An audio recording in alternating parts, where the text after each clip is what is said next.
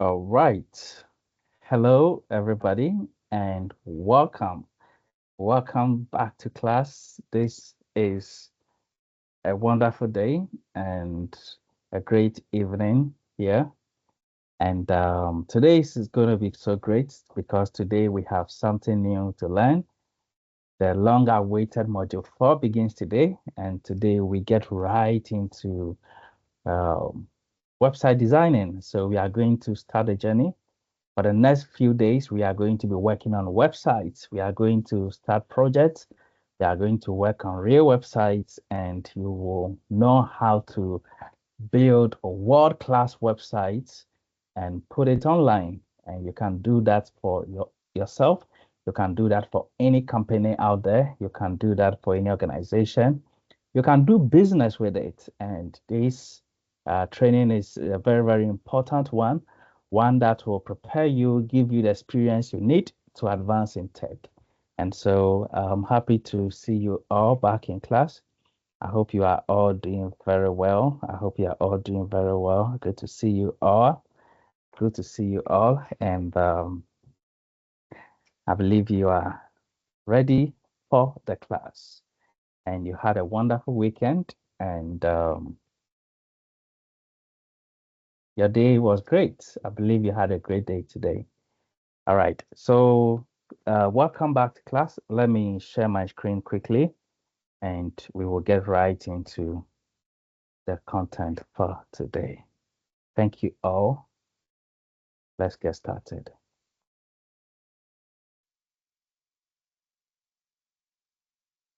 All right, class. Good evening to you all, and welcome to Module 4 of our Webmaster class with WordPress training. Today is day 10, and today we begin the journey to website designing, learn how to build websites.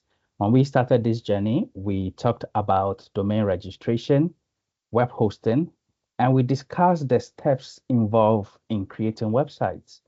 Before you can create a website, first you need to have your domain registered, you need to have web hosting, and then you work on website designing. Throughout our journey, we've been able to learn everything we need to know about domains, domain renewal, domain transfer. We've also acquired our domains. We've also gotten into web hosting. We have learned the basics of web hosting, the fundamentals of web hosting. We have learned about the types of web hosting. We learned about shared hosting. We learned about dedicated hosting. We learned about VPS hosting, clustered hosting, cloud hosting. With AWS and Microsoft Azure, you can host your website. And we also learned about add-on hosting. We learned about reseller hosting, and we have all acquired our hosting. And so we are prepared to move on to the step 3, which is website designing. And even moving on to this, we took some time and we got into email servers and we learned everything we needed to understand about email servers and providing email businesses to customers. Today, we are starting step 3 and we are getting into website designing. If you are ready, let's get right into it. Creating beautiful websites with powerful features have never been easier in all of history than it is today. To create a professional looking website, first, you need to plan the website. Plan the goals and the purpose of the website on paper. Add a sketch to visualize what you are creating, all the web pages, and where important features should be. This is a plan that professionals use to build websites. Next, you need to choose a technology. You can design your website from scratch using HTML, CSS, and JavaScript. There are modern technologies that you can also include to enhance the functionalities of your website. For the backend, add server-side functionalities with PHP and other technologies that operate in the backend. Connect to MySQL database or use MongoDB or any database platform you prefer. When professionals are creating websites, they apply all these skills in all these technologies. But if you want all the coding and backend stuff done for you, then use a CMS. A content management system, often abbreviated as CMS, is a tool that helps you build powerful websites without needing to write all the code from scratch or even knowing how to code at all. Examples of powerful content management systems include WordPress. We have Drupal, Joomla, Shopify, Wix, and Squarespace. WordPress is the world's most popular content management system with the largest community. As of 2024, WordPress powers approximately 43.5% of all websites on the internet. This means all the websites you know online, 43.5% of them are created with WordPress. Among all the websites created with CMS, WordPress holds an even higher share, commanding 62.7% of the CMS market. WordPress makes creating websites fun and a lot easier. You can actually make money designing websites. As a tech professional, creating websites is among the basic skills that you are expected to have. You can build a business, build a tech company out of creating websites. It's so easy to create websites, especially with CMS, and build business on it, build large corporations on it. Now that you have studied how to register domains for companies, how to host companies, how to set up emails for companies, and now how to design websites from companies, what are you waiting for? What are you waiting for? You can make money designing websites. Just get a domain name, a good web hosting account, install WordPress with a single click, select a free or premium theme that suits your plan, and you are good to go. Go ahead and customize the theme and make it your own, proving to the world that you are a webmaster. You are a webmaster, proving to the whole wide world that you are a webmaster. In this training, we are teaching you to become a webmaster. We are guiding you through all the practical skills you require to become a webmaster. And as you begin this journey, you will go further into details. In this course, you are going to work on 2 projects starting tomorrow, and you are going to work on a project for a client. We have barely 2 weeks to finish this course. Look for a client, find a company, find a school, find a church, find an NGO, any organization, any business around you. Just get a client. Because by the time you build a website for a client, your experience will be doubled and confirmed. The experience you have learning will be confirmed through application. We are concerned about applying your skills. We are concerned about you meeting the real world situations, and providing solutions. This is why you need to do business with these skills. Make some money creating websites. My name is Darlington, and I'm going to be your instructor for this course.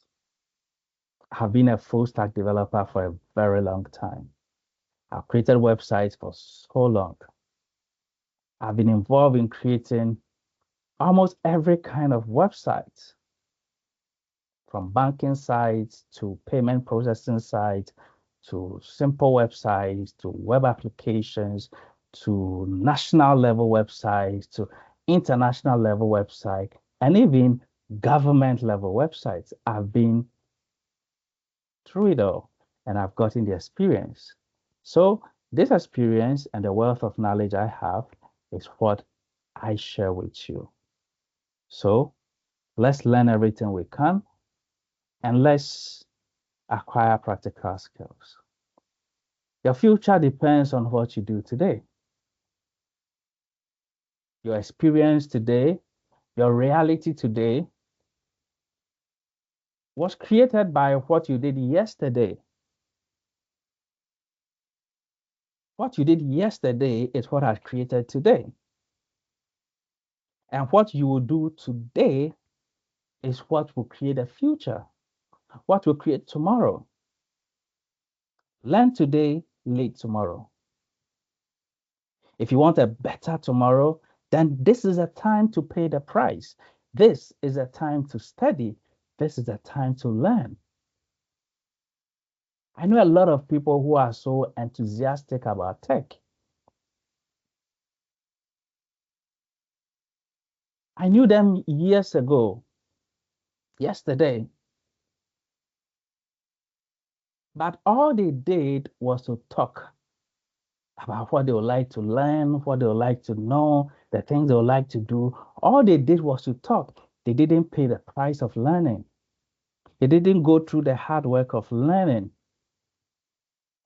When we were learning how to code, when we were learning about databases, when we were learning about servers, and when we were learning, they were not learning. They didn't learn. Some were just lazy and they didn't spend the time learning. And some were too busy with other things and the issues of life and everyday pressures and everyday issues and little time to sit down.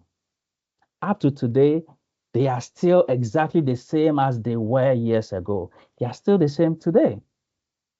They have not made any progress.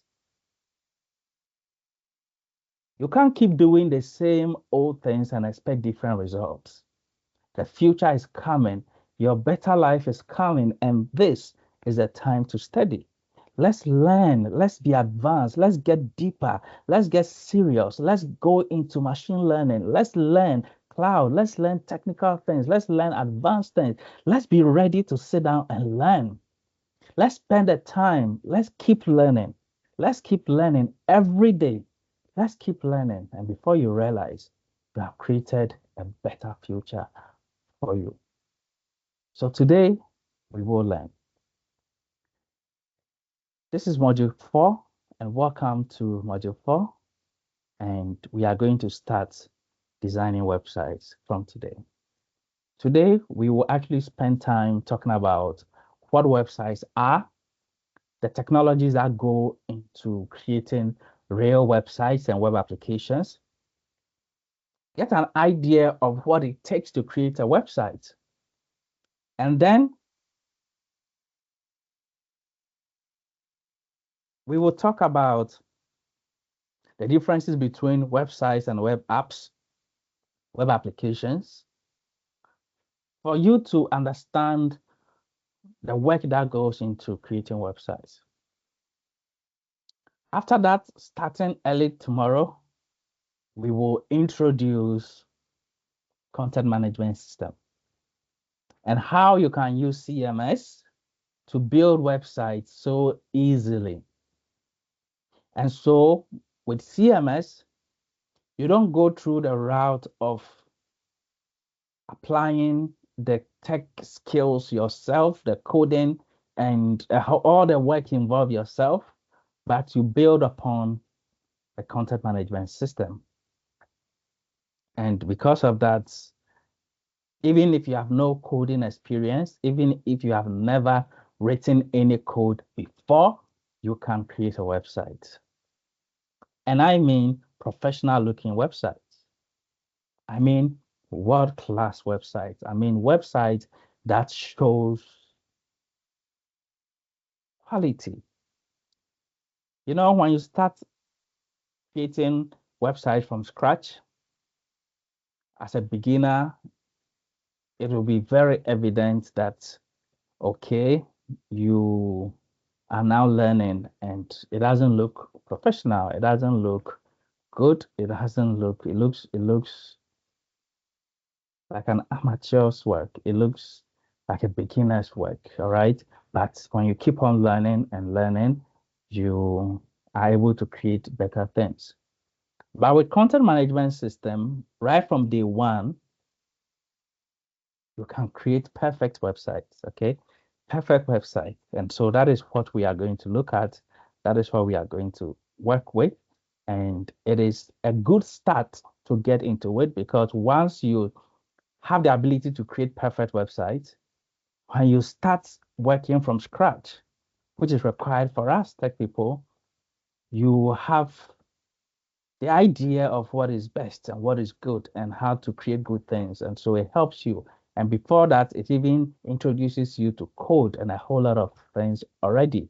And so when you start coding, it makes it easier. It makes it easier.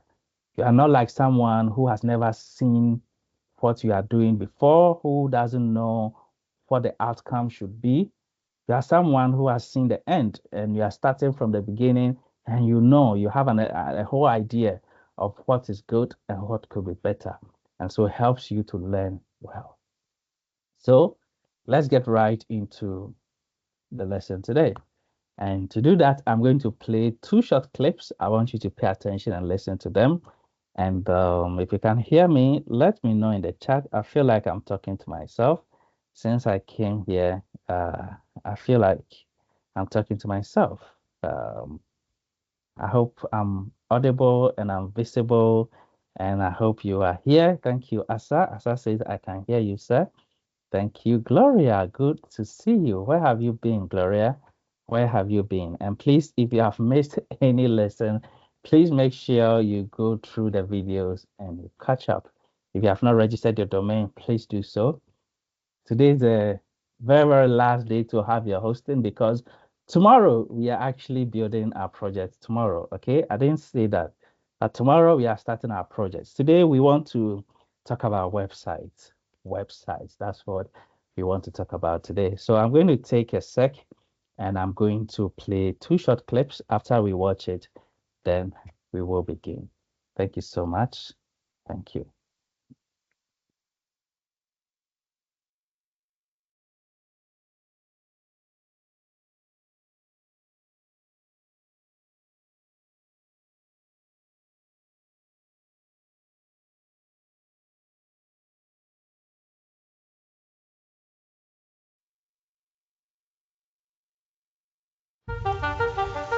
Get back to the place where ideas take root and expand the hours where innovation blooms.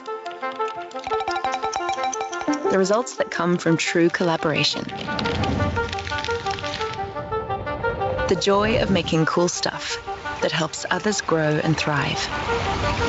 Expand beyond the possibilities and expand your business. Hey, I'm Ryan, one of the co-founders at Treehouse, and if you've ever considered building an app or making a website, you are probably wondering, how does this whole world fit together? You know, what do I need to learn? What tools do I need to use? How does it all fit together? So the basic premise is you have mobile apps, you have websites, and you have web apps. And depending on what you want to build, you'll learn different things. So let's say that you're interested in building mobile apps. You know, those are things like Snapchat or Instagram or games. If you want to build a mobile app, then you decide which type of phone or mobile device do you want to use. So Do you want to have it available on an iPhone and an iPad or on an Android phone or Android tablet? Once you decide, yep, I want to build an iPhone app, for instance, then you would learn something called iOS. You need a Mac to do that, and then you use a tool that's free, and it's called Xcode. And you make apps using a language called Objective-C. The way you sell those apps is in the App Store. So you upload it to the App Store, and then Apple okays it or doesn't. Hopefully they okay it. And then it goes in the store, and then you can charge real money for that and launch your app that way. The next thing is if you decide, well, I'd rather make an Android app, for a Nexus phone or a Nexus tablet, then you are building for Android. And Android is the operating system of those devices. And the tool that you use is usually something like Eclipse or something new that's going to be launched soon called Android Studio. The actual language that you use to build those apps is called Java. So that is the basic idea of mobile apps. You code in these specific languages, in these specific tools, and then people download your apps in the App Store and they pay for them that way. Now, say instead you would rather build a website. So you want to build a website for your restaurant or for your dad's business or for your school. The tools that you use to build websites are basically a text editor, and then you save your files and then you upload them to the internet. The languages you need to learn are called HTML, CSS, and a little bit of JavaScript. Those are some of the easiest things to learn initially. You don't have to do a lot of programming or a lot of technical things. They're fairly straightforward. So that's how to build a website. Now, say that you want to build a website, but you want people to interact with it. You want them to log in, or you want them to, friend people or like things or create accounts. All those things really turn that website into a web application. Something that you interact with. And examples of that are, things like Facebook.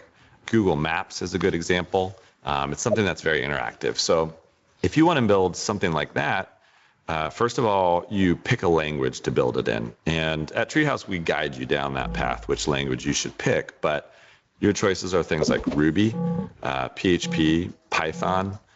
There's more, but those are some of the most common ones.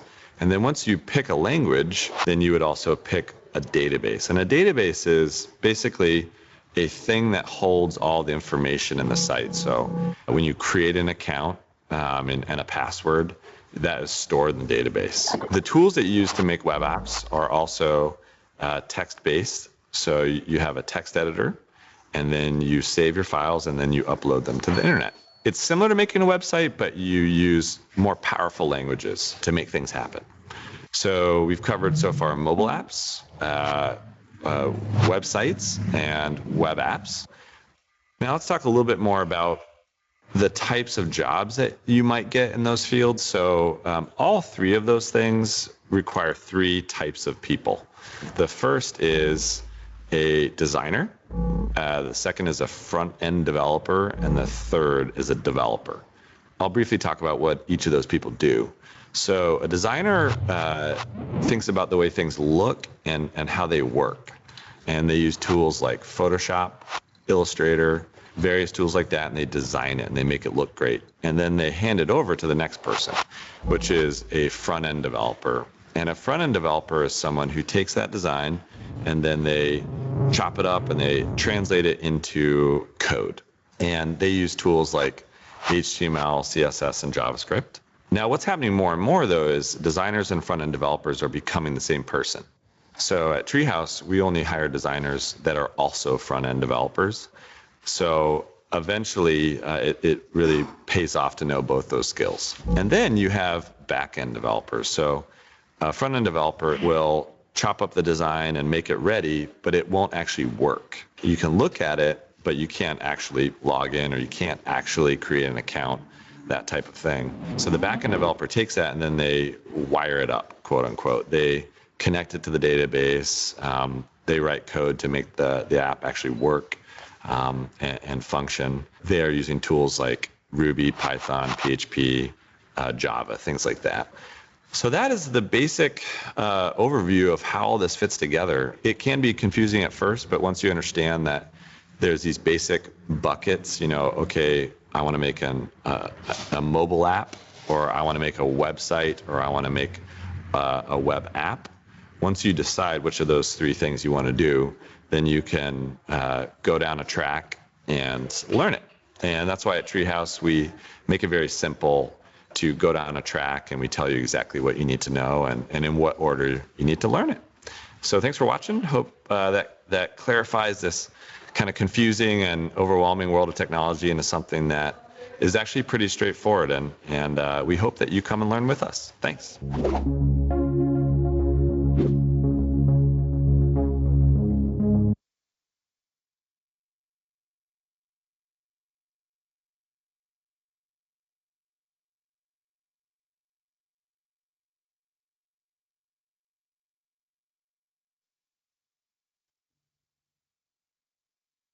All right.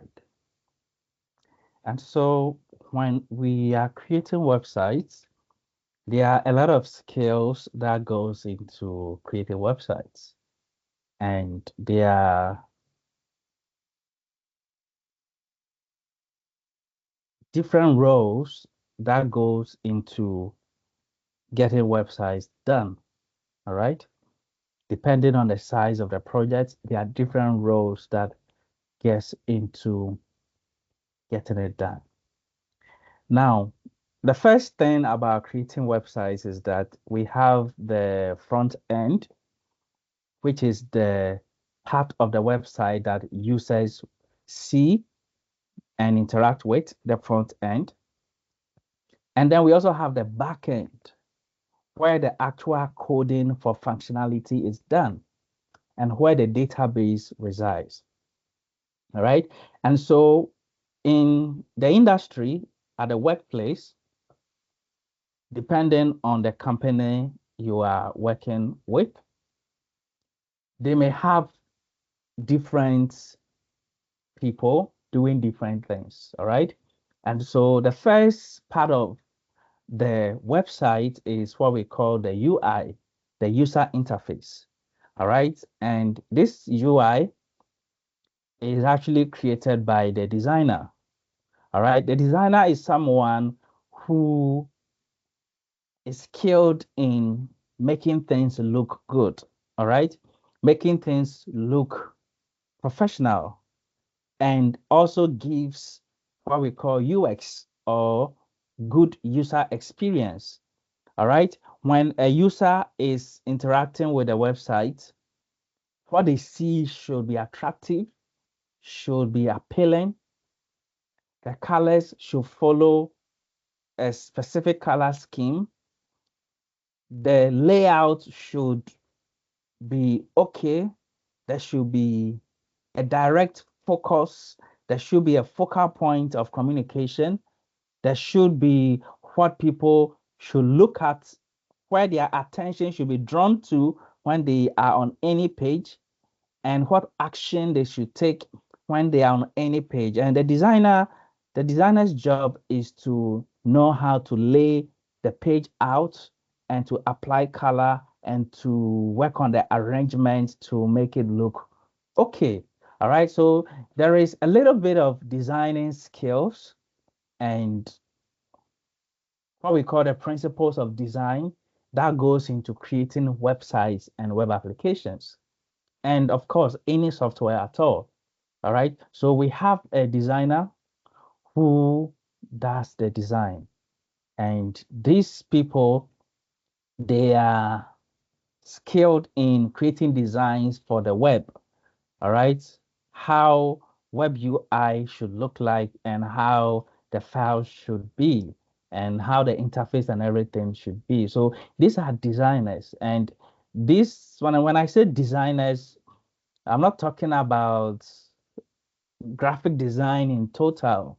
All right. This is more like web graphic design, all right, or web UI. And it requires experience in working with the web or working with software, okay?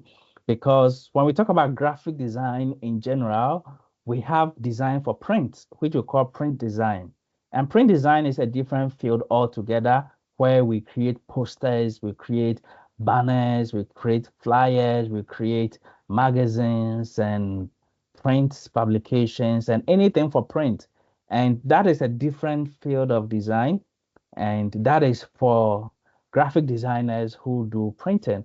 We also have graphic design for television, where you get into 3D animations, you get into creating graphics that will be used on TV and in videos and in animations and montages and those things. So that is there. And we also have graphics that is optimized for the web. All right. You can't take a design that is just created directly for print and put it on the web, because first of all, designs that are created for print, they use a different color model, the CMYK color model that we talked about previously. And with a CMYK, it is a set of colors we use to make sure printing comes out in the real world. All right. So when you design something and it will appear as a hard copy, if you use a CMYK, CMYK will let it appear and look real. Okay, but it's different. There's a difference between something appearing real on screen and something appearing real on paper. To appear real on screen and any design done for screen, we use what we call the RGB color model. And so with RGB, things look real on screens. But if you use RGB and you print it, it won't look real. It will look different. All right. And so there's a different color model used for printing. And also, usually files that are created for print tend to be more heavier. Okay, so you can't just take a design for print and just put it on the web like that. It will be too heavy. It will consume a lot of data. Anybody who visits that website will spend a lot of data and bandwidth just loading the page. The page is going to be very slow. It's going to be hard for people to navigate. And so we have design and UI that is created, or that we create specifically and we optimize for print. You can take anything created, a logo, a banner, any artwork created for print, and optimize it for web. You can do that, all right? Optimize it for web, but before it can be used for web, it needs to go through an optimization process to make sure the file size and the quality is okay for web, all right? So we are talking about someone who has experience in designing for web. So they work on how it should look. They spend time working on how everything should be, where the buttons should be, the colors and everything. And once they are done with the mock-up or how the architecture or the plan of how the website should look like, then they give it to a front-end developer. So the designer doesn't write code. The designer just works on the UI, and they give it to the front-end developer, who goes ahead, uses HTML, CSS, and JavaScript to make the image appear as a web page. All right. And so they look on that and they create the layouts using code. So they use code to create the layout, because a website is not a picture. A website is not an image. A website needs to be written in code. All right. So I'm just showing you the process it goes through. So the front-end developer, he does all that, write the code, HTML, CSS, JavaScript, for it to become a web page. He creates a web page. And his work is easier because he has gotten the blueprint from the designer and knows how to make the website work. I mean, become a web page, all right? Yes, so after the front end is done, all the pages are done, then we move the work to a backend developer. The backend developer is the real developer or the main programmer who writes the code to make the functionality work. What we mean by this is that, let's say we have a login page that is supposed to be on the website. The front-end developer only knows how to create the form for you to fill and the button for you to click on, for you to enter your username and password. The front-end developer knows how to do that perfectly. But the front-end developer doesn't know how to authenticate the user, as in when you click on login, the button, how it should check and tell you that your credentials are not correct, incorrect password, those things. And if it is correct, takes you to the dashboard and all that. The front-end developer doesn't know that. It is a back-end developer who takes the beautiful design and puts the code in it so that when you click login, it checks the database, it checks to see if you are the correct user, it checks to see if there is any cyber attack in the data you have put in the form. It checks for SQL injection and make sure that it is clean. And then if you are the wrong user, it gives you access denied or writes a message in red that your credentials are incorrect. But if you are the correct user, then it tells you access granted, gives you your dashboard, and you can continue interacting with the website. Okay. So this backend developer, they are the real developers who make things work. If the website we are talking about is a portal, they write the code to pull out your profile for you to have your personal details, for you to see your history, for you to interact with the program by connecting with other people, posting messages, sending messages through forms. Um, when it is a payment system, for you to click on buy now, let's say an e-commerce site, when you click on buy now or pay now, what happens when you click on pay now? A whole lot happens. All right, a whole lot happens. With your Visa card, they use an API to get into your bank, transfer the correct amount, make sure everything is okay, takes you to a different landing page that okay, payment was successful. Now your product is ready. All right, that takes a lot of coding and functionalities to make that work. If you have a website and people should donate on your website, when you click on donate now, what happens? How do they go ahead to donate? All right, so that is a whole lot of tech that is done by the backend developer. So the backend developer has those skills. All right, so these are three different roles in making websites and web applications.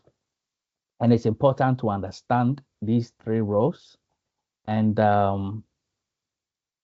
today, the designer and the front-end developer are the same person.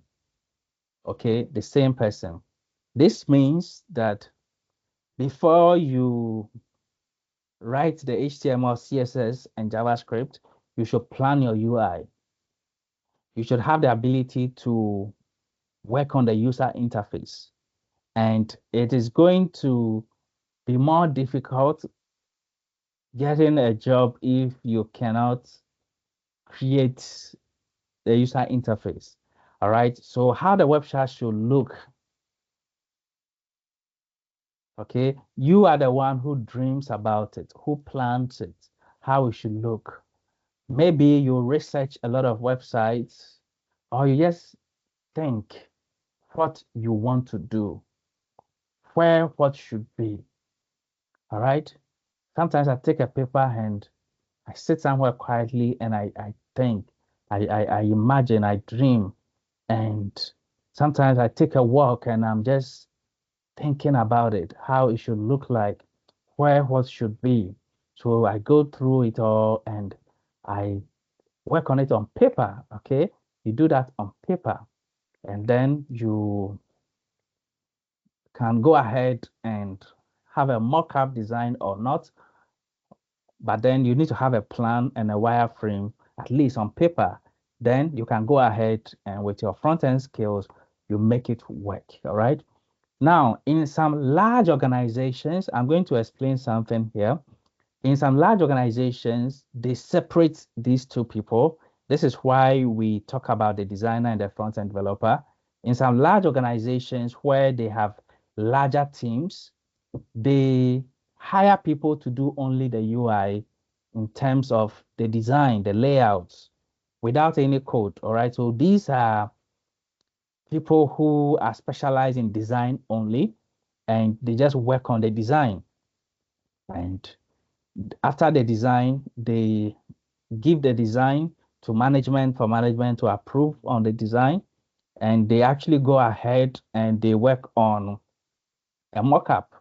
So before we create a website, just like how architects work on buildings, sometimes they can use 3D to create the house before they start, or they can use architectural software to create the plan and sometimes a colored version where you can see everything, and you can even see people walking on the street and how they will enter the building, the offices, and a whole lot. All right. So they have a mock-up of what the finished work should look like. Then they they give it to management, and management approves before it goes to the designer. And sometimes in these large organizations, they follow certain processes to create any application. All right. So there is a development cycle. Okay. There is the assessment of the needs, what we are trying to achieve. And sometimes they have very, very strict processes that every project needs to go through. And after that, they go through the planning stage where they have the design planned and all that. And we have people in charge of that. Then they create a wireframe. They need to have a wireframe as well. It's a skeletal drawing of the product or the project, the interfaces, and all those things need to be approved before they go to the development stage where the front-end developer works on it to make it become a web page. And once it's a web page, it is a web page, but it's not working, it's not functioning. Then after that, they give it to the backend developer who also goes ahead to work on the functionalities and the code to bring everything to life, to make things work, to make everything function. All right. So in some companies, in large teams, they may separate these people, and apart from that, even when we talk about a front-end developer, in such organizations, they even have a CSS expert who only takes care of the CSS and works with the HTML guy who work together to make sure that the CSS and the HTML are working together well. Then they also have someone else working on JavaScript alone. All right. So in some large organizations, please follow the context here. They make sure they choose specialized people for special things. And sometimes that approach is good because if for several years you are only doing CSS, what happens is that you become a CSS expert and a master of CSS. If for years all you do is JavaScript, you become a JavaScript expert.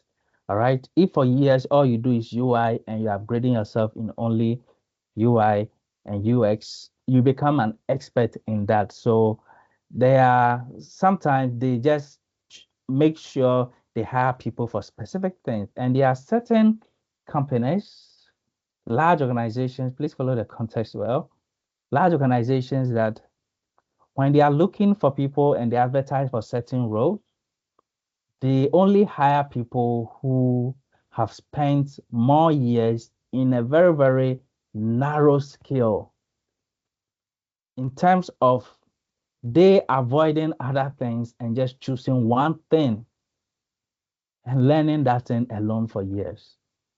Some companies do that, all right? But these are large teams or large companies that have a lot of team members, and they work on bigger projects, and they have a lot of team members to do different things, different things. So even the front end alone, we have a whole team doing front end. Back end alone, it's not one person.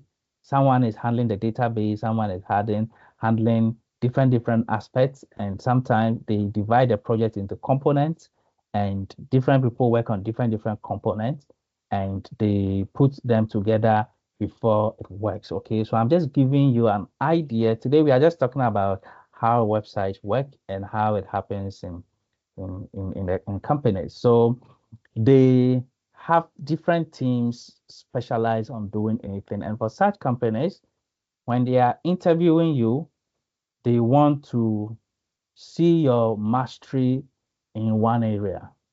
Okay. And I'm just telling you because I've seen it. All right. So they look for that. But then apart from environments like that, let's put that aside. You are expected to have multiple skills so that you can get things done. Because in these large teams, what happens is that they are not able to work. One person cannot work without a team. So if the team is not there, the CSS person cannot do anything. The CSS person loses their experience in creating things or getting the whole work done. All right. And so apart from these large organizations, in the real world, you are expected as a front-end developer, you are expected to know the stack for front-end and expected to have your HTML skills strong, your CSS skills strong, your JavaScript strong. You are expected to have UI designing and layout strong as front end. So this is what front end developers do. But then you see, unless you are creating a static website, today we'll talk about differences between websites and web applications. All you can do is to create static pages and only content-based pages. But you can't create anything dynamic, anything that interacts with the database. You need a developer who has also followed a different stack. Okay, so they learn certain programming languages to be able to create the backend to make the functionalities work. And they also work with the database. Every website has a database. I mean, every web application has a database. Most websites work with database, and you cannot um, do without a database. Okay, and so this front end, who is both the designer and the front end developer, after they create something, for it to work, they need a back end developer. They can't work on a project alone. They get into the middle and they are stuck. And so the back end person needs to come in. The back end person too cannot do front end. And surprisingly, those who have specialized only in back end, sometimes they even lack the front end skills. And they know how things work, but they don't know how things should look like or to look. They may know how things should look, but they can't do it. There are some people they have lost the ability to make something look okay or to lay out things. All right. And so sometimes after you learn the stack for the front end and it is not working, I mean, it's not going to work without a back end. You need to also follow the stack for backend to learn the technologies you need to make the backend also work. All right. So in a company, you may be employed as a front-end developer, and this means you are going to work with a team. And then we also have the backend guy. And you may also be employed to work as a backend developer. This means you work with front-end people. But for someone who has a better chance of getting bigger roles, they will expect you to have both knowledge in the front end stack and the back end stack. All right. So with that, you can grow into a team lead and a management leadership position where you oversee things because you have an idea of the front end and the back end, and you can work with all these teams to integrate things to make them work. And you yourself alone can build something to make it work. All right. And so when you are starting out, you can start from somewhere, but then you need to do the best you can to improve on your knowledge and learn multiple things. So as you learn the front end stack, you learn the back end stack, and when we put those two together, we have what we call the full stack developer. So the full stack developer is someone who has gone through the stack or the things you need to learn in front end, HTML, CSS, JavaScript, then has gone into the back end stack to learn the coding, the database. And so you put them together, then you have the full stack developer. And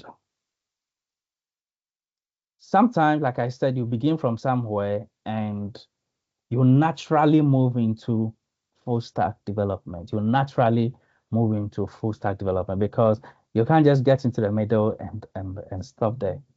And also, you have to be ready to learn more and to upgrade your knowledge and not limit yourself. You need to be ready to learn and to do more things. All right.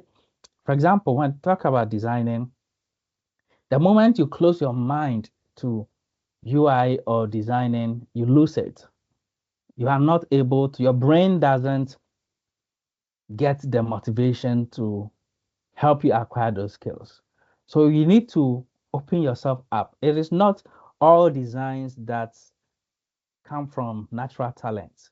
All right. Most designs come from principles of designing, color theory, and you just learning and building things by experience.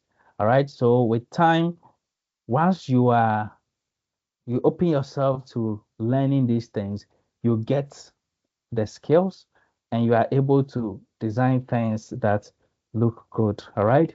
And also your desire to make things function and be able to do work that is complete will also lead you through backend. All right.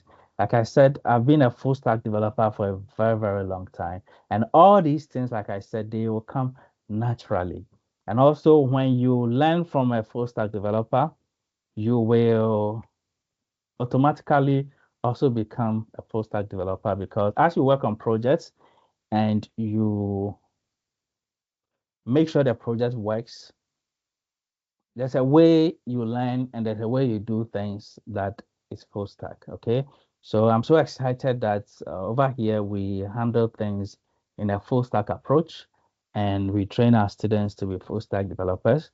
And so you need to just be ready to learn. All right. Just be ready to learn. Just be ready to learn. And when you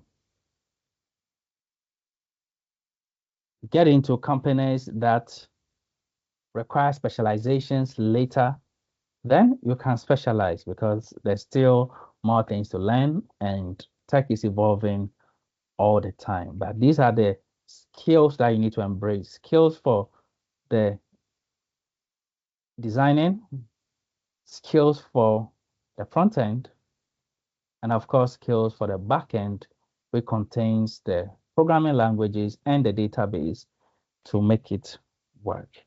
So today we are talking about what websites are, what goes into websites, what goes into making websites work, and we understand the technology behind them. And then after that, we will now introduce how we are going to create our websites in this particular course. And we are going to work with CMS, content management systems, specifically WordPress. And after our WordPress class, after this particular amazing course that we are on, we are also going to delve straight into HTML, CSS, and JavaScript and database fundamentals in the root phase, okay? Because these are very, very relevant skills and experiences you need, no matter what you do in tech. These are things you need. And we are the tech people, so we learn these things, okay?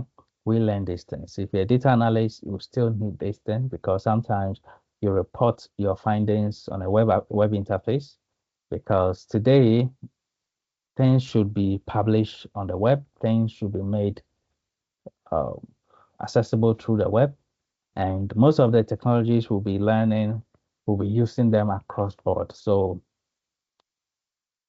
we are going to get into that as the next course before we focus on our cloud and our CCP certification in the root phase to end the root phase.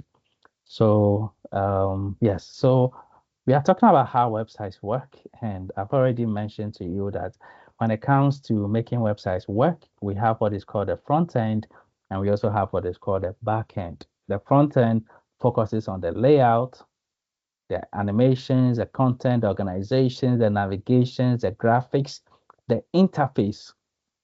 And it talks about all the pages that the user sees. But the backend, which is actually where a lot of skills are required, focuses on more advanced coding and functionality. Coding and functionality. Please type coding and functionality in the chat for me. It's been long since anybody put anything in the chat. I feel like I'm talking to myself a lot. So coding and functionality. Let me see somebody who can hear me. Put in the chat coding and functionality. Yes, that is very powerful. And this is what happens in the backend. So we use things like Node.js, Python, Java, and SQL. And sometimes no SQL for the backend. So we do database, database. Database is something so huge that I don't have enough words to express it to you. All right. Everybody needs an experience in database. Everybody needs an experience in database. And also the SQL language, SQL, and all these languages, they are very, very easy to learn and understand. You just need to get into them. Yes, because without databases, backend is not possible at all. Without databases, a lot of things are not possible. Okay, in cybersecurity, you'll be working with databases. In cloud, you'll be working with DBs. As a data analyst, SQL and database is where you pick your data from. So you need database badly. Data analysts, data scientists, they all work with database. So after the Webmaster class, we'll zoom in into database and we'll also treat what is called SQL and web fundamentals, HTML, CSS, and JavaScript.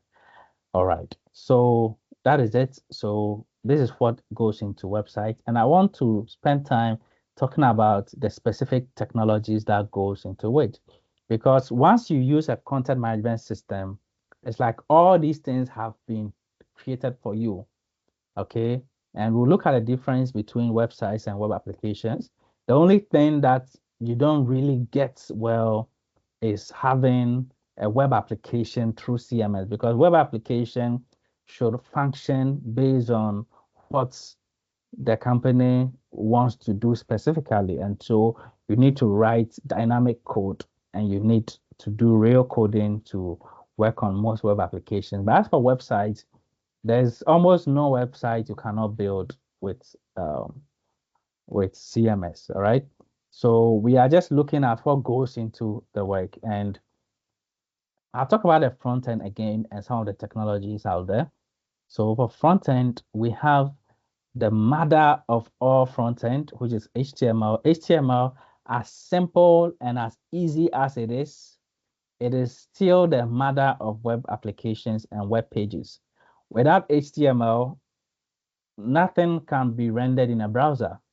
The browser needs HTML to lay out the page. So HTML is a very super important that everyone needs. Every developer needs, every software engineer needs, and everyone in tech needs to know HTML. HTML is a super language. So for front end, we work with HTML. We also work with CSS, And CSS is for the styling. We've talked about CSS. It's very, very easy to learn CSS. Once you understand the principles, last time when we were learning CSS, you realize how simple it was. Knowing the selector, knowing the property and the value, that's all. So with experience, you get to use a lot of properties and their values, and you just get to know them. So anything you are looking for is just a matter of the property and the value. As for the selector, it's all about selecting what you want to style. And you learn that you can style with an HTML element, or you can select with HTML element, you can select with a class, or you can select with an ID. All right, so CSS is straightforward. Once you learn it the right way, and I remember years ago, several years ago, there are some of these things I was doing them every day, but I didn't follow a theoretical way of learning them to have understanding, but I had the practical skills and I was using them. All right. And when you learn the idea behind CSS, you realize that it's very, very straightforward. It's very, very straightforward. It's not hard. Once you understand the syntax of CSS, the selector, your curly brace, your property, colon, your value, semicolon, that's all. All you do is to learn more properties and you can create anything you want in CSS. Yes. Then we are still talking about the front end. We also have JavaScript in the front end. JavaScript in the front end. And JavaScript is where the work begins. All right. As for HTML and CSS, they are so easy. So easy. So easy. So easy. JavaScript, not difficult, but it's a programming language that you need to sit down and learn. You need to spend time and learn. Learn in class, learn on your own. If you are serious about web development, software engineering, JavaScript is like a language that you need to really pursue. The Nigerians will say pursue. You need to pursue JavaScript. You need to pursue JavaScript because today, apart from how amazing JavaScript is, JavaScript has evolved into all the modern frameworks and the modern technologies we use for almost everything today. Today, today, JavaScript is like an important language that's today has evolved into something really serious, okay, that we use. So you don't joke with JavaScript. You don't joke with JavaScript. It's something that you need to prepare your mind for. Understand the importance of it. Today, without JavaScript, a whole lot of things are not possible. And the way software engineering and web development has evolved to, you can't advance if you don't learn the JavaScript. So it's a really, really important language to sit down and learn. All right. So for front end, you need JavaScript. And JavaScript, what it does is that it adds interactivity and dynamic features to websites. It adds animations. It can be used for forms. So anytime you see a carousel, you see the hero section of a website, and you see text writing and text flipping. And today we don't use Flash. You know, those days we used to use Flash. Today we don't use Flash. We use JavaScript for everything. So if let's say there are testimonies on websites and there's a pagination button for you to slide, there is an arrow for you to slide. It's JavaScript that does those things. So it makes things interactive. If you are filling a form and you jump one field and they tell you that this field is a required field, so you have to fill it. I'm sure you've all seen those things. It's JavaScript. JavaScript is interesting and it does a whole lot, has a lot of functionalities. And so today, when we are talking about being modern, being current, JavaScript has really been a major language and has evolved into what we call React. Please type React in the chat for me. Type React in the chat for me. Today, if you are a software engineer you are a web developer, full stack, front end, back end, and you go for interview and you don't mention React, please, you are not going to get a job. That I can assure you. No company will hire any developer who doesn't know React. Today, React is like the leading thing when it comes to web development. And today, all software engineering is becoming web. So React is very important. And React is a popular JavaScript library. It's a library for JavaScript.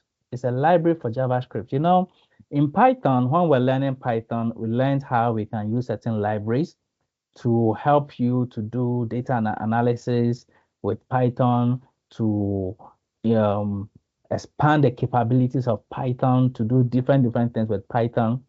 JavaScript also has a library we call React. React has become so popular today that it's a modern thing. If you don't know React today, then you have not started learning, right? So once you get into specialization, you will learn React for building user interfaces and single page apps. React is amazing. And this React, you see, is called React.js. So React.js, React.js, and it's JavaScript. This same JavaScript we are talking about, that is what has evolved into React. And React is modern today. And once you get into a tech interview, don't think you are going to answer questions and impress the panel. In tech, we don't impress. We don't impress because after all the nice things you will say, you will be given work to do to show your skills. Most of the time live. Okay. Most of the time live. So if you pass first interview, second interview, if you can't prove your skills, you fail. So you need to go back home, work on your stacks. HTML, you're okay. CSS, you are okay. JavaScript, you are okay. React, you are okay. Python, you are okay. Work on your stacks before you are ready for the interview. Before you are ready for the interview. Because without the interview, it's not going to, without passing the interview, you're not going to be put in the team. Okay, please. As for tech, your skills is what will open the door for you. Okay. Talk of cybersecurity, everything. Please listen to me.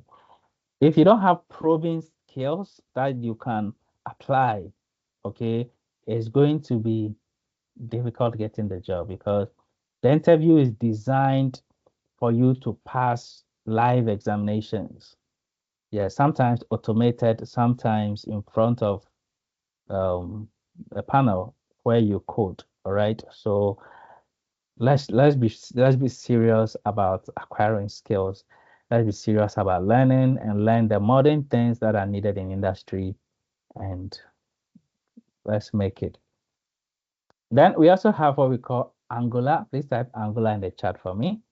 React was created by Facebook.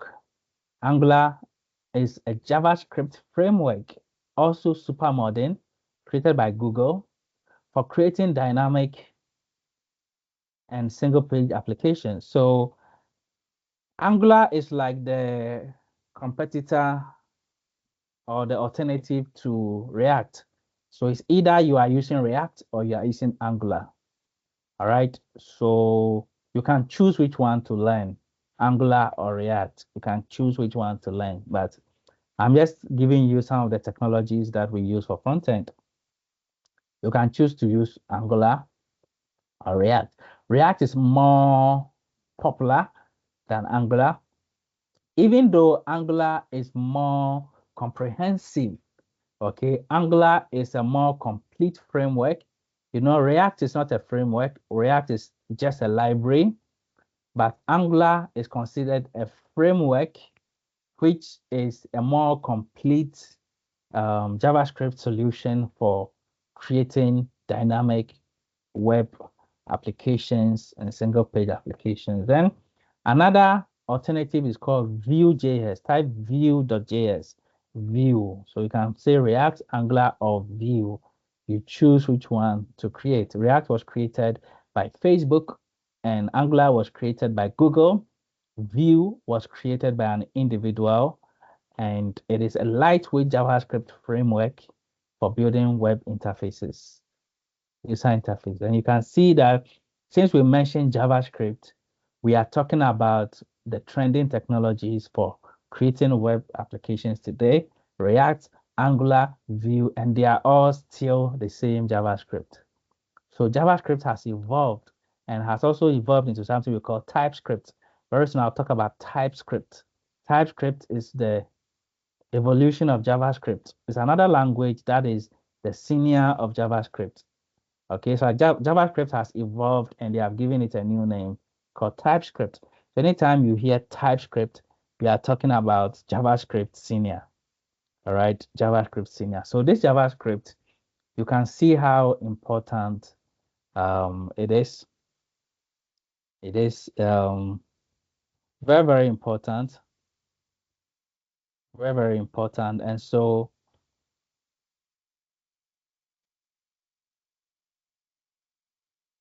we have to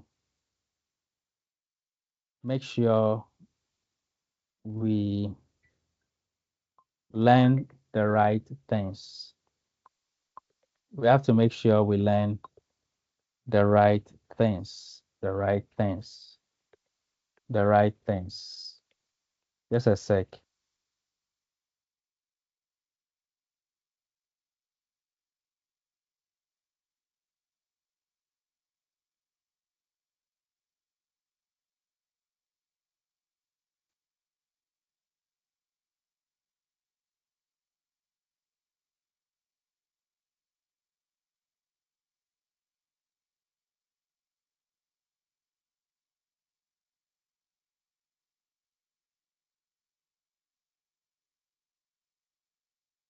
All right. We also have something we call Bootstrap, and Bootstrap is something that you'll be using um, alongside your front-end development. And it is actually a toolkit, which is also a CSS framework that gives you access to pre-built CSS things that can help you make your site responsive and mobile first and get some UI elements from it. Okay, so some of these things, as you are working, you get introduced to new things that helps you work faster and new things that make your work go faster. So Bootstrap is something you'll be hearing about. Tailwind is also there, and it's a utility-first CSS framework for creating custom designs. Then we also have what we call SCSS or SASE CSS. This SCSS is also a senior CSS. Okay, so in modern technologies, CSS has also evolved. The same way JavaScript has evolved, we don't just have CSS5 or CSS3. We have SCSS. SCSS. Please type SCSS in the chat for me.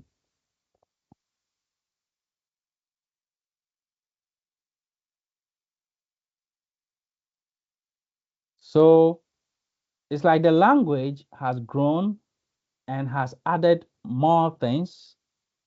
All right.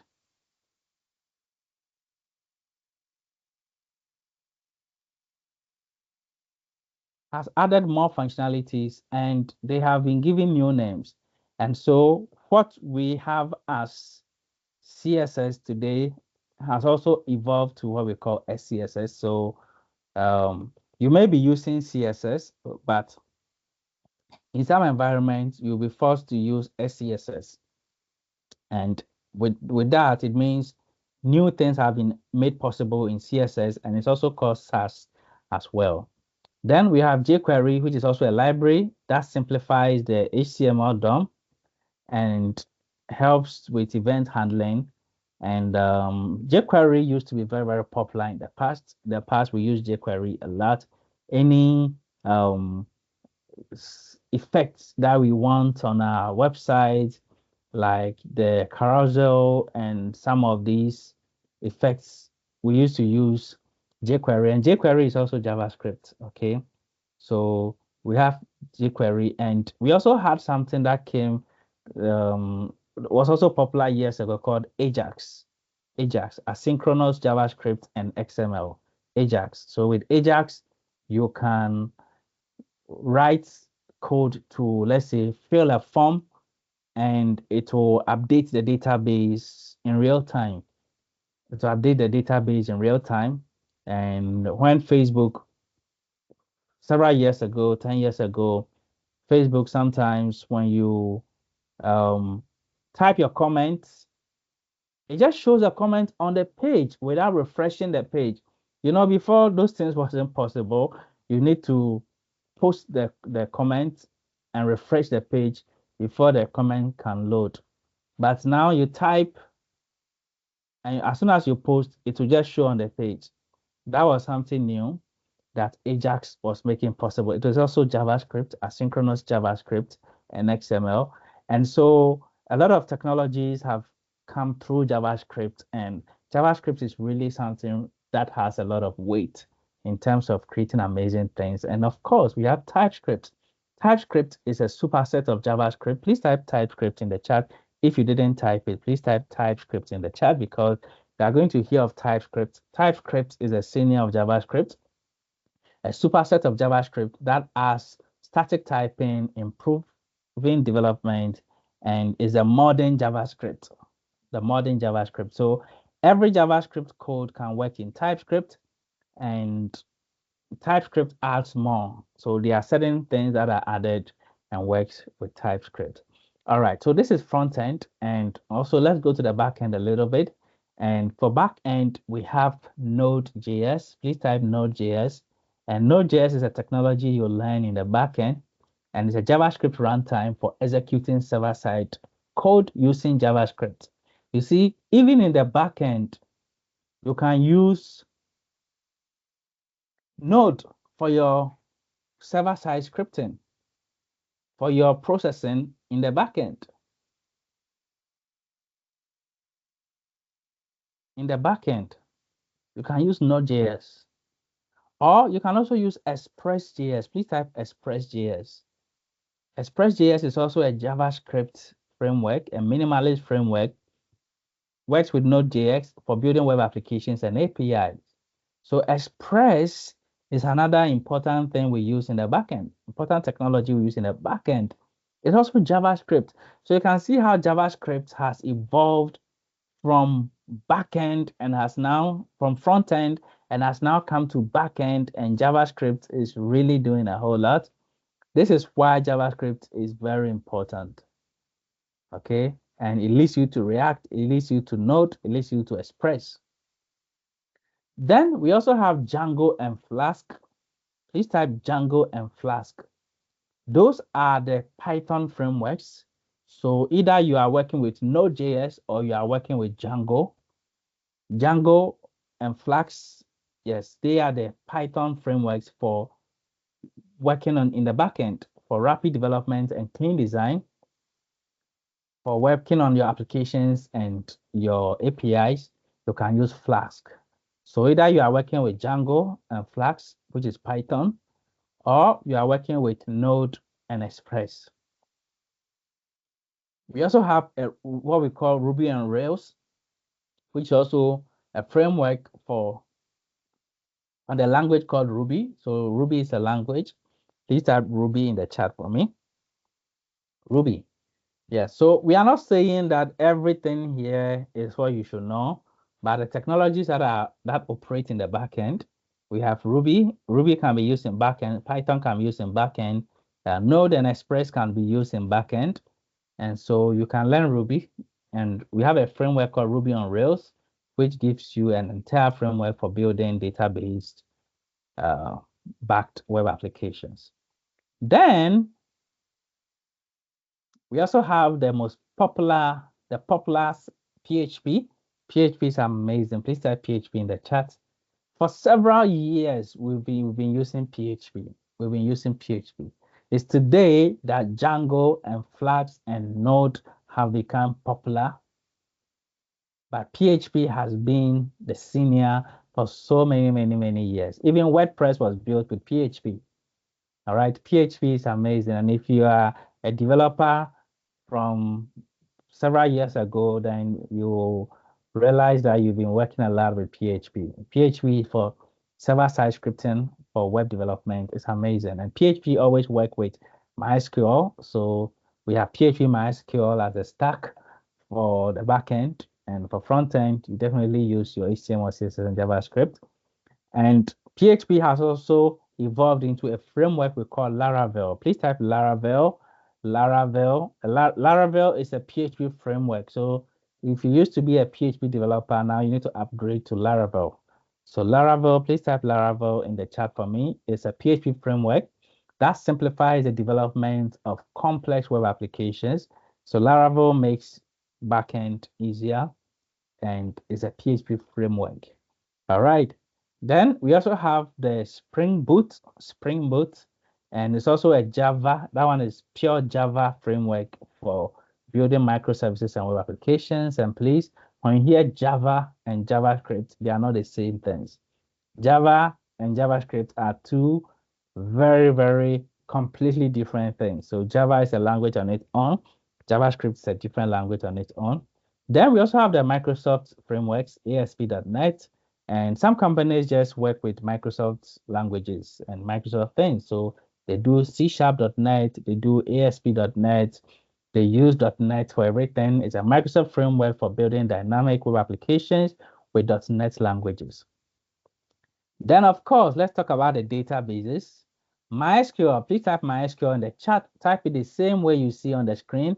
MySQL is super important.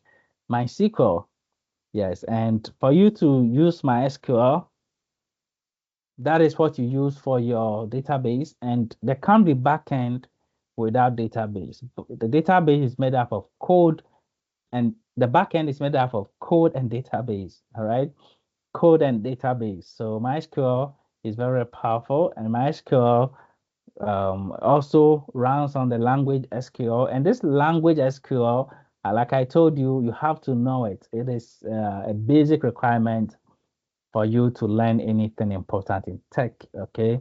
And all these things, you see, time will make you acquire them as you keep learning and working, okay? So at Rita Africa, we are going to be learning and working, and we are going to make sure you build the skills, and we are going to advance based on our skills. Yes, after the root phase, the specialization phases, we are going to do a lot of team projects, and we are going to create like a work environment where we work on projects and everyone is assigned their roles and you work on things. And that is where you build a real world experience. And we discuss things, we work on things, make things work. So this SQL language is very important. You either use it with MySQL or Microsoft SQL Server. Even Access uses SQL. Oracle uses SQL. Postgres is another one. We have Postgres SQL, a powerful open source relational database system with advanced features. And when you learn about databases, you will just understand that we have what we call RDBMS, which is the Relational Database Management System. And it is like the modern way of database management. So you do a lot of relational databases. And then today we have come up with NoSQL databases because most of the databases are SQL based, especially even Oracle. Oracle is even SQL based. So we have NoSQL databases and they store data in flexible JSON like Python dictionary like structure in documents. Okay, so that we use something called MongoDB. So MongoDB is also becoming popular and it's a NoSQL type of storing data. So instead of working with MySQL, you can use NoSQL at all and NoSQL languages, database systems. MongoDB is a popular one today. Please type MongoDB in the chat for me. MongoDB. Please type MongoDB exactly as you see it on the screen. MongoDB. Yes, so DB is really becoming something. Thank you, Manuel. MongoDB. All right. Then we have Firebase, which is also a cloud-based platform by Google, offering backend services like authentication. So you can also connect to Firebase and get a whole lot done. So what I have done is to take you through some of the technologies in the front end and the back end for you to understand how websites are created. And this is very, very important, how websites are designed. So now we've got into the website designing phase, and I'm just telling you what goes into the work. All right, what goes into the work and what you are supposed to know before you can create a website. When I'm teaching non-tech people, I make them understand what goes into the work and what you are supposed to know to create a website. Then I will introduce CMS to them and tell them that they don't need to know any of those things. So with CMS, you can build websites without any of these things because these things have already been used to create a platform for you. All you do is to focus on your content and making sure that you do changes to turn the websites to yours. Okay. And right from tomorrow, we are going to do a lot of that.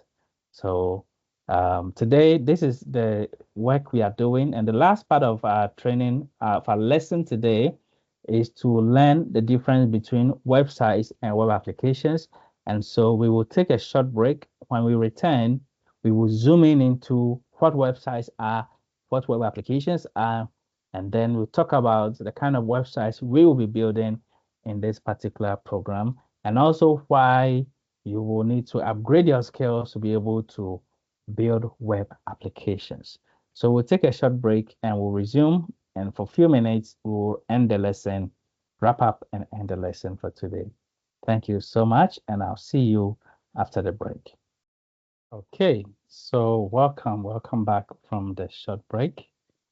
We've been talking about how websites are created, the kind of work that goes into websites, and then we will also dive straight into working with WordPress to create professional looking websites and websites that are very, very easy to create.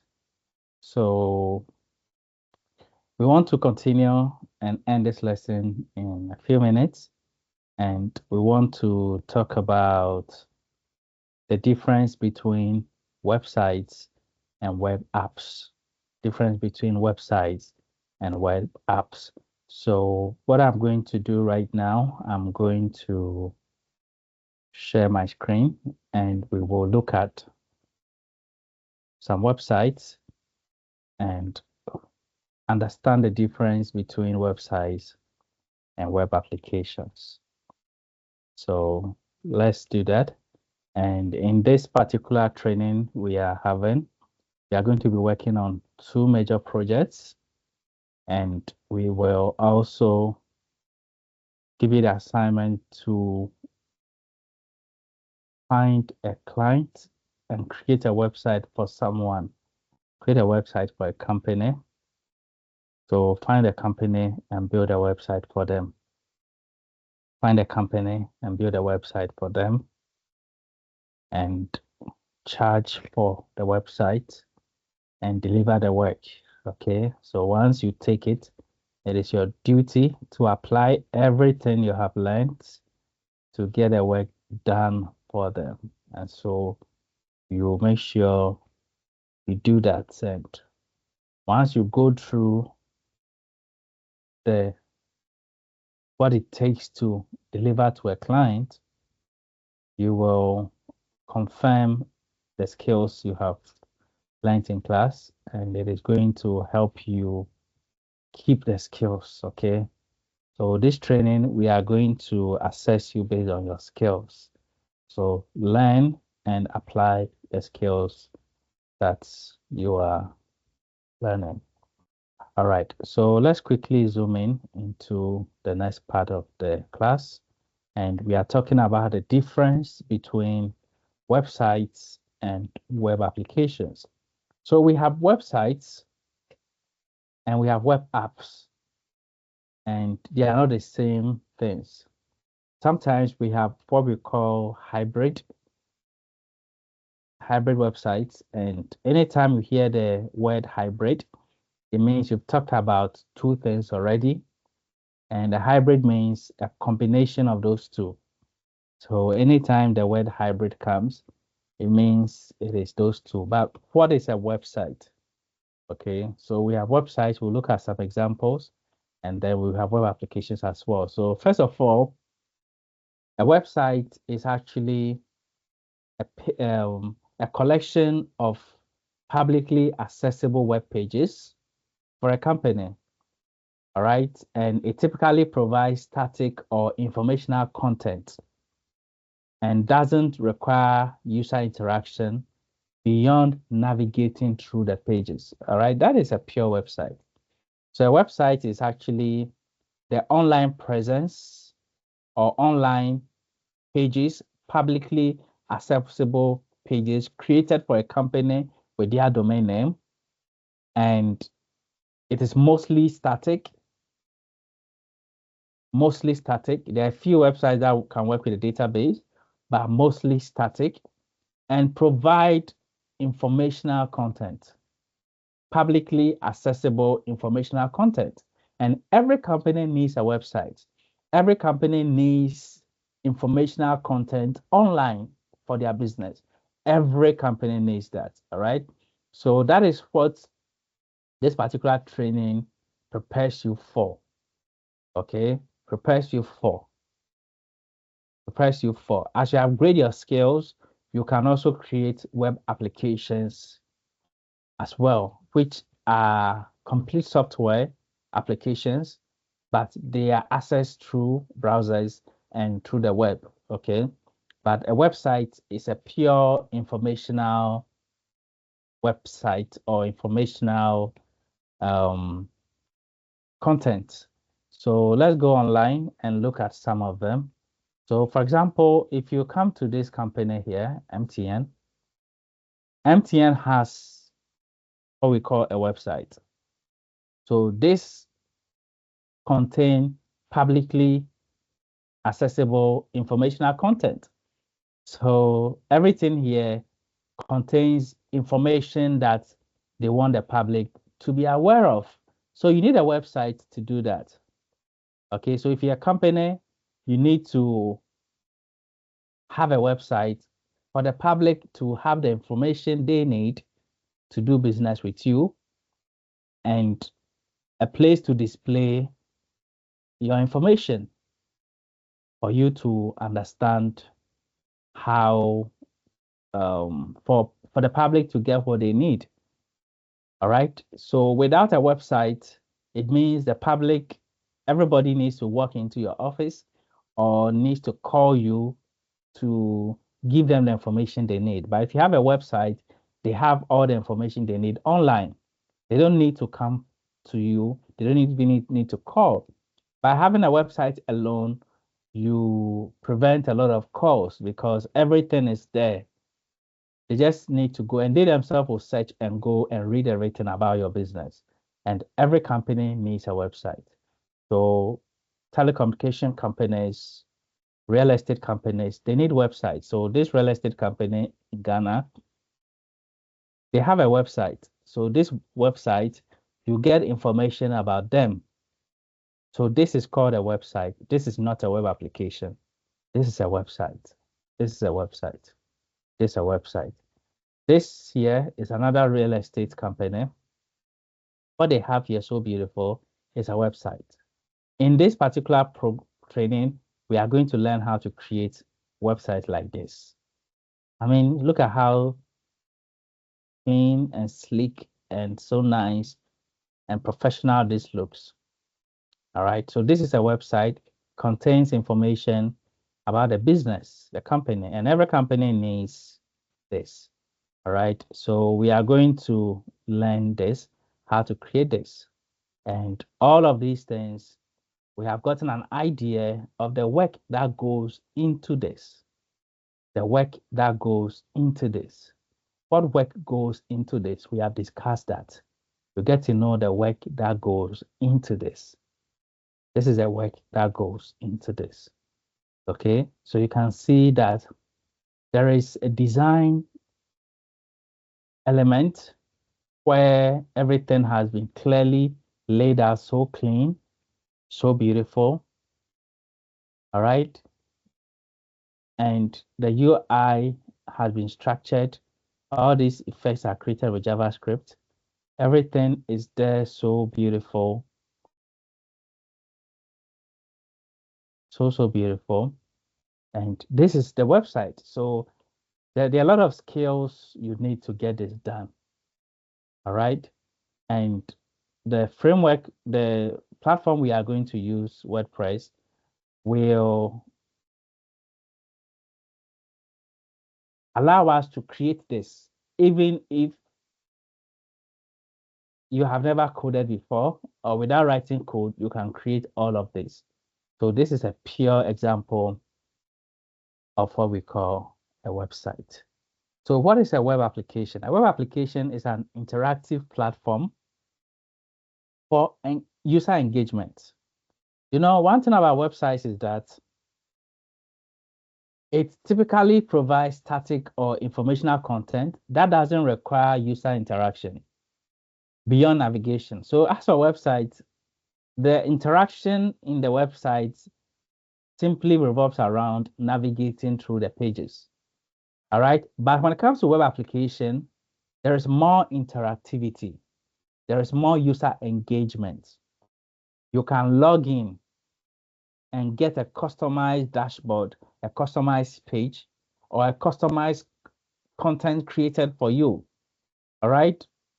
For example, if you visit Facebook, Facebook allows you to log in and they give you content based on your interest, and you can like things, you can post comments, you can share things, you can chat, you can interact with people.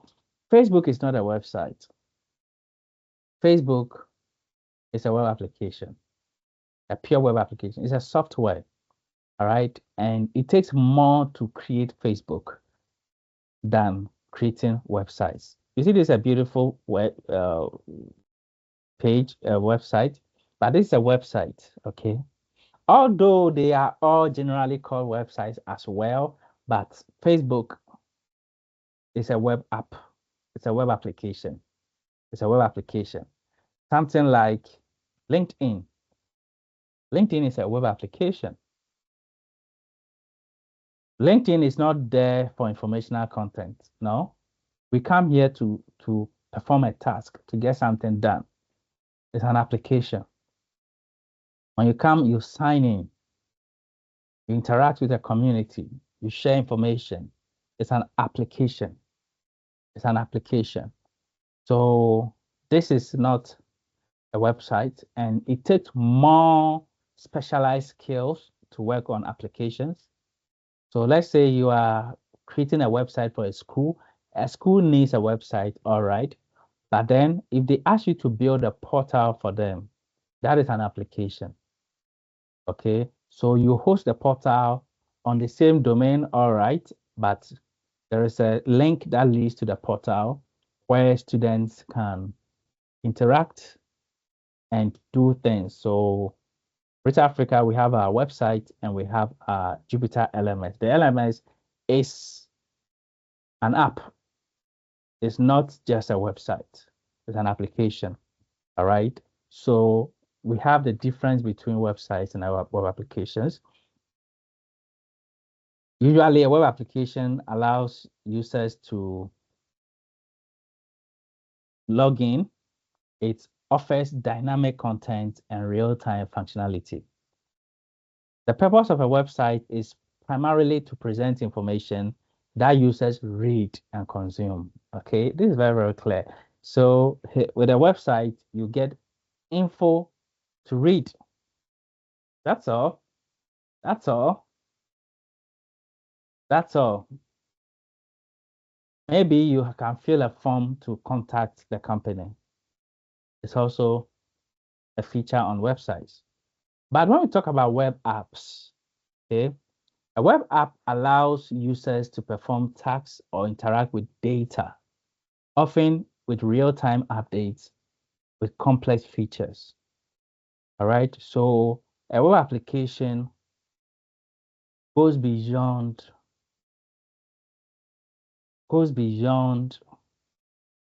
a website. Okay. Someone says, I want you to build a website for me that can track all the cars in my city. Okay, that is not a website, that's a web application. Okay. Okay, I want a website where anyone who wants to uh, meet, let's say, a doctor can apply, can create an account, and when they create the account, um, they will see the doctors online, available doctors online.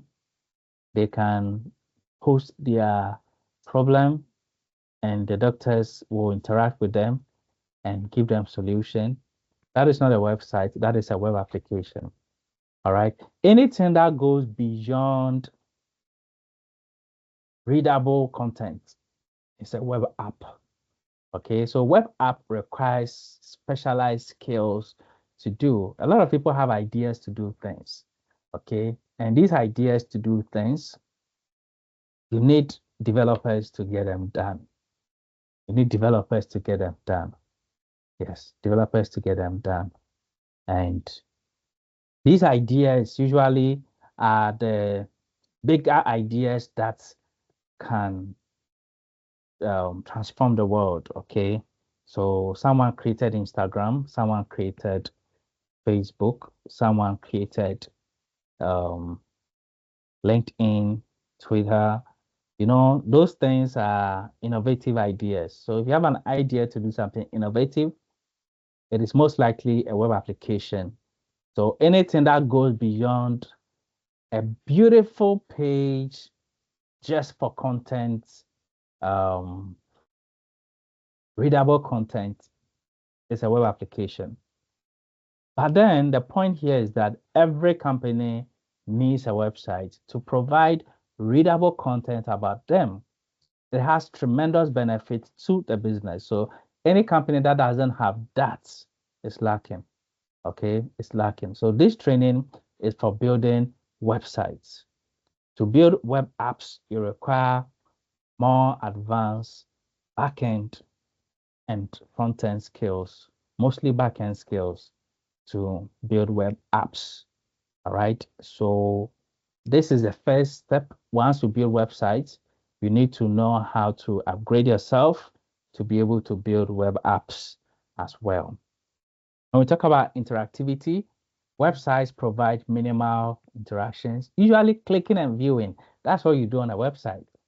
No matter the number of pages, you click and view, click and view. All right. But a web app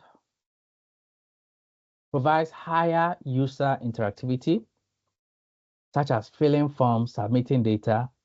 Okay. So let's say I want someone to apply for a course. Okay, we have the course details there, but you can apply. Once you apply, you go through several stages to apply and some interaction before you are done. And after that, you can also have access to a portal where you can view your profile, update your profile. So there are some of them, they are hybrid. And when we say hybrid, we are talking about having features of a website and a web application. But an application is a software used to perform a task on the web that app that is online. All right. So when we talk about complexity, websites are usually simple and static, mostly static. Most websites, the content are created directly on the pages. All right.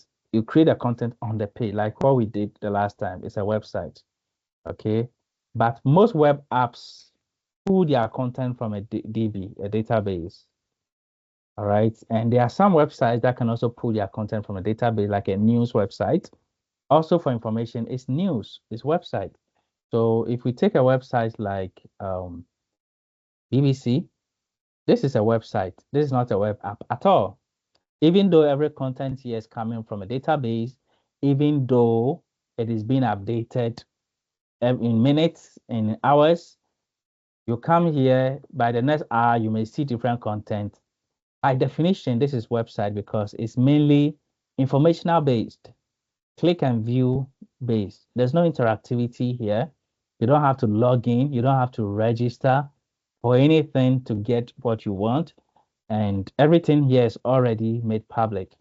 There's nothing to even hide or protect.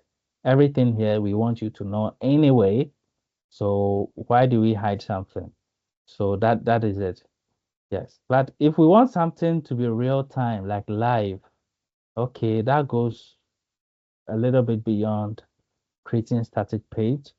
And this live could be live chat or live interactivity or anything that makes people connect and do things in real time. All right. Let's say you want to order food. You need an app to do that. Okay. You need an app to do that. So already we've mentioned that some are both websites, some are web apps. By definition, Wikipedia is a website because it is mostly here for content. Click and navigate and view, mostly here for content. Even though you can search, it has nothing interactive in it. And everything here is purely content based. So this is a website. NASA, this is a website. This is a website. This is a website. And I'm going to ask you one of them. Let me ask you about this. So this one, what do you think? YouTube, is it a website or a web application? What do you think? Let me know in the chat. Okay, so web app, web app. All right. So the engine behind YouTube is a complex engine. Everything is highly data driven. You see, when I click on this video, even though I can just watch it, I am also doing things like liking, commenting, and I can interact with this. Okay. YouTube falls a little bit in the hybrid because think of it, it's also content based. But then if you look at what goes into it,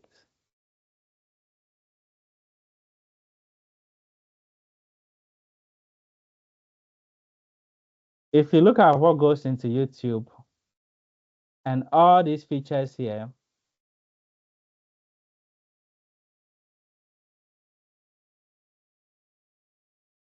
you realize that a lot of interactivity is here. You can also sign in and you can go ahead and post your own content, your own video. So although it is hybrid, it is also more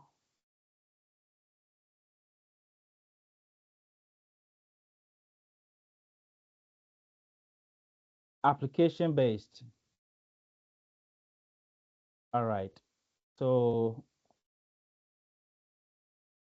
it uses a lot of technologies to get this done. You see how this page is scrolling, never ending, all pulling from database, never ending. You can keep scrolling and new content will be just showing. It's a lot of code that makes that work. All right. So it's more of hybrid, but it goes more into web app than just website. All right. So web apps are complex and dynamic, requiring server-side processing and user authentication.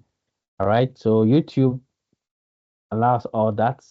If you have not signed in, you cannot interact, you can't like, you can't comment unless you sign in. So it's a little bit hybrid, but it is it. So it's more of an app than a website. All right. So the work we are going to be doing, we are going to be building websites, not web apps. And your website may have a blog. We also build blogs as well and e-commerce as well. And this is more like the kind of work we'll be doing. Then later, with advanced skills, you can learn and create web applications through our specialization training. All right. So by the time we finish with this training, this beautiful website you are seeing here, you have the ability to create a similar one. And this type of work with this quality, you can create the same thing after this training. So we have barely 2 weeks to complete this course, and we are going to go through and create all these things professionally. Yes, so this is what we will be doing in this class. We are not building apps, we are building websites. Then later on, we get into apps in specialization for full stack development and software engineering. All right, now to end this lesson, I want to talk about some of the stacks that you need to learn and some of the stacks that are becoming modern. You see, I told you that we have front-end stack and we have back-end stack, and when you put them together, you do full stack. And today, full stack is becoming more modern with modern tools, all right? So to be a full stack developer or a software engineer who is ready for employment, there is one popular stack that you are supposed to learn, which handles both front end and back end to make you a full stack developer. It's called the MEN stack. MEN stack. Please type MEN stack in the chat for me. All right. So today we have certain technologies that you are supposed to learn to become modern. You see, as things are evolving, okay, we don't build websites today like we did 15 years ago. All right, today a lot of things have changed. A lot of things have changed. Technologies have improved. Okay, so today you're expected to learn the main stack. And once you learn the main stack, you are full stack because it contains technologies for the front end and back end. Now, what I'm trying to tell you is that they are a collection of tools and languages to learn. And these collections, they have been grouped as a set of languages to learn. For example, back in the day from 15 years ago, for you to be full stack, you need to know HTML, CSS, JavaScript, PHP, MySQL, then you are full stack. Because the front end stack, HTML, CSS, and JavaScript, that's what you use for your web design. Then your backend stack, PHP, MySQL, and then you put them together to be full stack, and that is what you need. Today, that stack is still there. It's still there, and um, it's still there, and it's one of the stacks that we still use.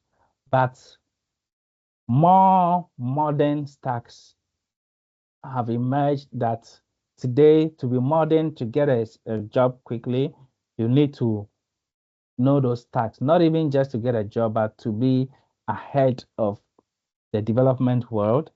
So we have the MEN stack, and the MEN stack, the R in MEN stands for React.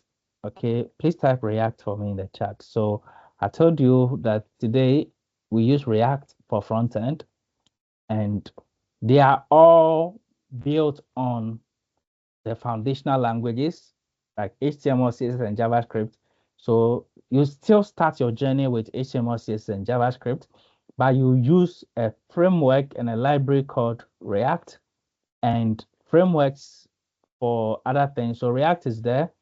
Then the N of man is Node.js.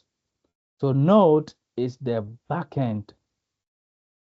Node is the backend, what you use for the backend. So the front end is React. Node is for backend. Okay. So as we listed the technologies before we went for break, you saw the technologies for front end and back end. Today, right now, I'm telling you the group of technologies that you are supposed to learn together that move together. So you'll be asked, which stack do you work with? Okay. And these are the popular ones for developing web apps. React is for front end. Node is for backend, and you can see that they are all JavaScript based. That's why I said JavaScript is becoming more and more popular. Then the E, what does the E stand for? What does the E stand for? What does the E stand for? What does the E stand for?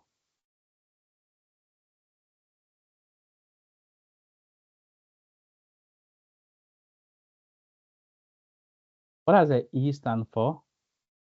All right. So today, when you want to talk about the stacks, you realize that, okay, main stack is leading today. All right. So we talk about the most popular stack. We have the main stack leading today. And the M, what does the M stand for? M stand for MongoDB. MongoDB. MongoDB. MongoDB. Yes. So MongoDB. So that is the set of tools you will be learning to become a full stack developer and more modern. So the main stack will be the journey in specialization.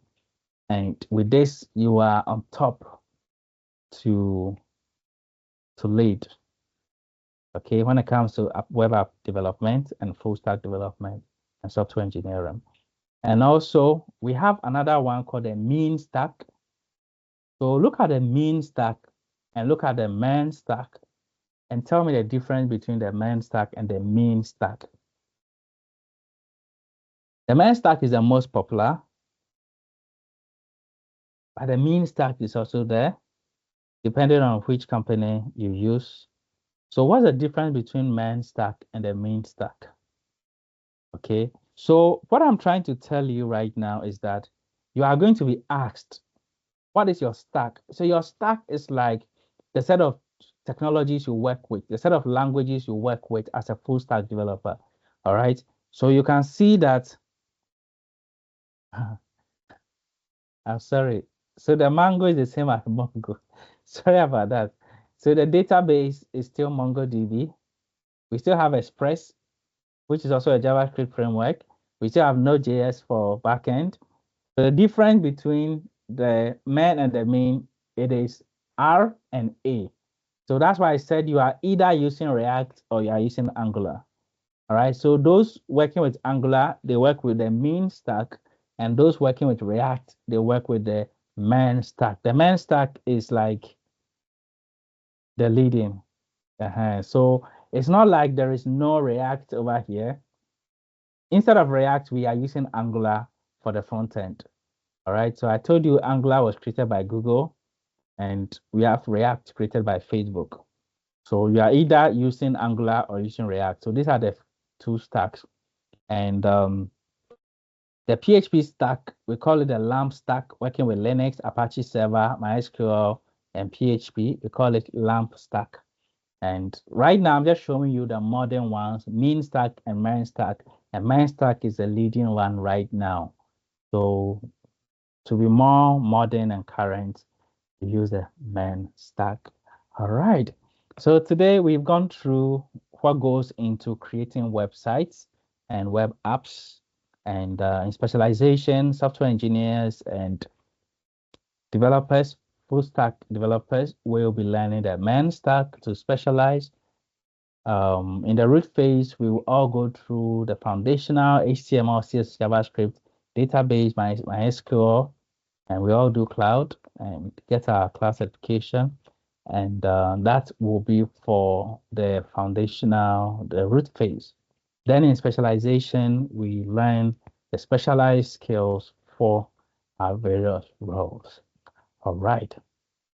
So right from tomorrow, we are going to start working on projects. Okay, we'll start working on projects. So let's be ready. Let's be ready. Get a logo. Okay. I told you that we will go through a more professional logo designing process, but right now, get a logo that you can use for now. So just create something simple, or use a logo creator software online to create a logo. Or you can just tell your AI, Copilot or Llama on WhatsApp. The WhatsApp Meta AI is called Llama.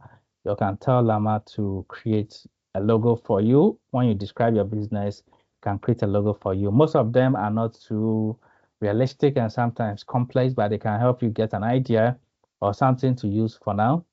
You can also use ChatGPT to create logos. Just that if you are not using the pro version of ChatGPT, you only have access to few images that ChatGPT can create for you. But if you are on the pro version, you have access to the image creation GPT as well, and you can create um, more modern or more interesting images with DALI. And but just have something, okay, for tomorrow.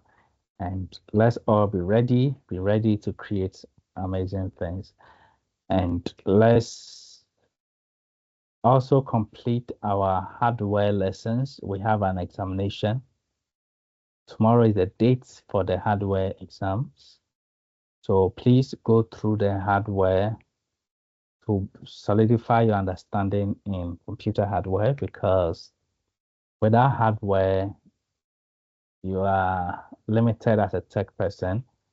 So let's go through and let's finish up. So tomorrow we will see how far you've gotten into the hardware lessons. Okay.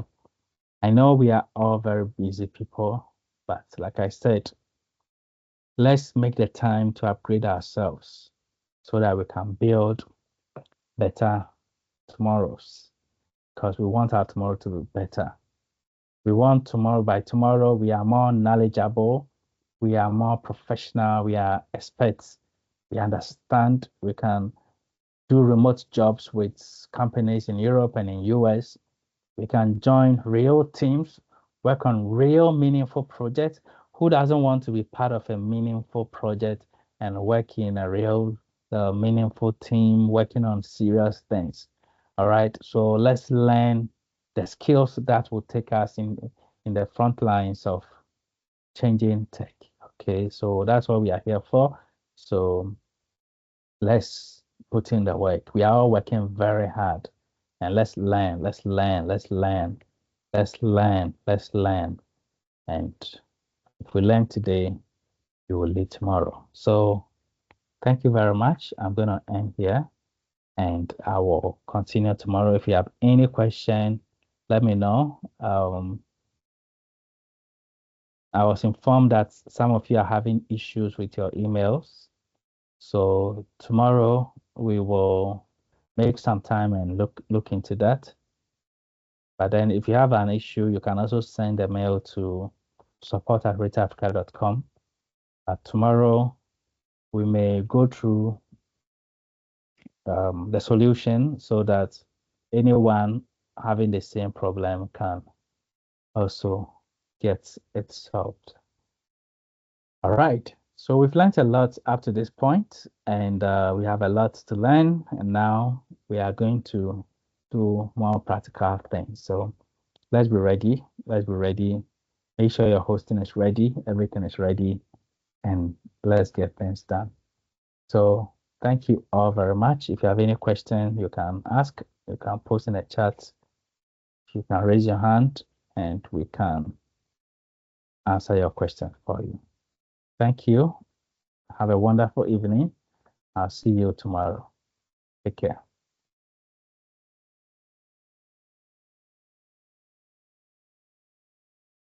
Thank you very much, sir. Thank you. Time. And this is where we draw the curtain on today's lesson. I hope it has been good and we've had value and we've learned today. So please take notes. Please work on the logo because you will need it. If you've not installed Photoshop, please do that, and also have a Canva account for this particular module. And then also, please, the hardware exams is on 24th tomorrow, so please take note of that. Details will be shared tomorrow. Okay, thank you very much. And then it will continue tomorrow, same time. Thank you all and enjoy the rest of, of your evening.